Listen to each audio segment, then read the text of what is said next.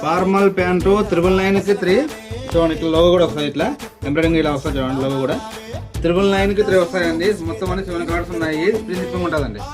Free తీసుకున్న వాళ్ళకి free shipping ఉంటుంది. మొత్తం అన్ని 7 కార్డ్స్ ఉన్నాయి.